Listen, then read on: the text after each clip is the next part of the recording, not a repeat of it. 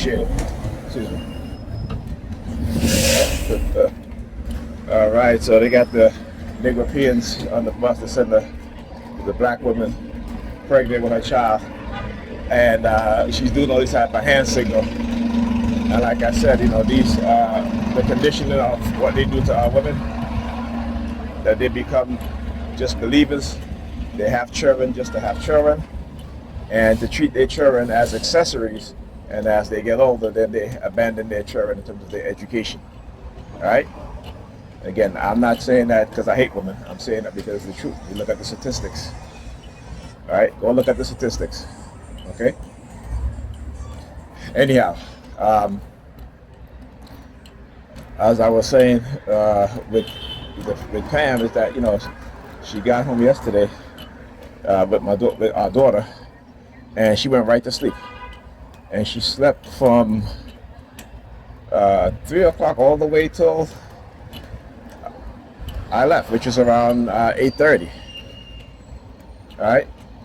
When she came in, she didn't go look for Alyssa's nebulizer to give her a nebulizer treatment. She went right to sleep. Like I said, Alyssa got home yesterday and she was fine.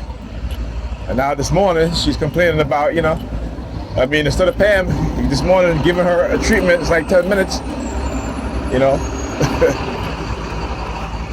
she decided to leave her home.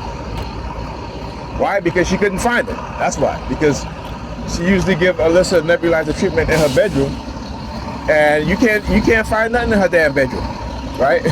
Opening the trunk. Yeah, motherfuckers, open. Yeah, come on. So, like I said, it's always interesting how these women will go and get their degrees, right? But when it comes to their children, education, they ignore it. But they have their degrees, right? But they ignore their children education. You understand what I'm saying? We have to really look at the conditioning of black women. I should say Negropean women. And we have to explain to them what have been done to them and the detrimental outcome is going to have on our children. And I say our children because, they are our children, whether we're biologically related to them or not. But not these women. They're bragging about their degrees, their PhDs, right? But yet you look at the test scores of black children, the worst in the nation, right? Particularly those that are living in households where the woman is the head of household. The children have the worst outcomes. And they don't care. They don't care. Because feminism and liberal feminist bullshit, white feminism, have corrupted their psychology, has twisted their psychology to the point where, like I said, they will leave their children at home by themselves while they go and have their fun, right?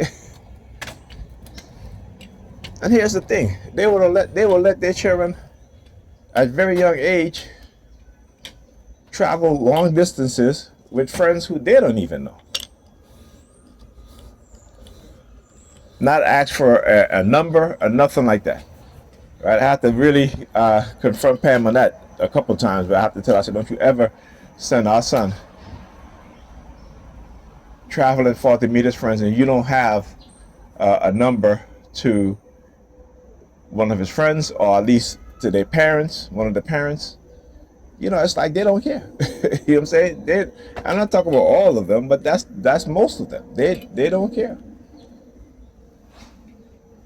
It's ridiculous. It really is. And at what? Yeah, when I got home, she was like, I just finished cooking. I got home at 10:30. No, 10 o'clock. About 10 o'clock. And she's just finishing cooking. But the night before, she can just leave work and decide, hey, I'm going to go hang out. Doesn't matter. The kids will get something to eat. I'll order food. And then, you order food, it's like 8 o'clock at night. You know what I'm saying? It's like, it's crazy. Yeah, their fault or whatever. I'm like, listen, had you told me that you were going out earlier, I would have made them something to eat. But like I tell you, I am not cooking unless you do one or two things, right? Either season whatever meat it is. If it's simple stuff like meatball spaghetti, I can do that. That's not a problem. But if you don't text me and say to me, "Hey, I'm going out. Can you make the kids some meat?" All of a sudden you're going out and you're texting me, "Oh, I told Ethan he can order something or what have you, such and such." And then he's telling you that that Ethan comes in the house and he falls asleep because he's tired. And my daughter's picky as she is, I offered her something to eat. She doesn't want it, this and that. She wants what she wants. It's like her mother. My mother said to me, "I want what I want." That's it. I said, "Well, I hope when you get what you want, you don't regret it." Okay. So but that's the mindset. They want what they want, and you can't tell them nothing. And if they don't get what they want, then they rather buy a dog and die alone. So there you go. That's their mindset. Anyhow, talk to you guys in this video.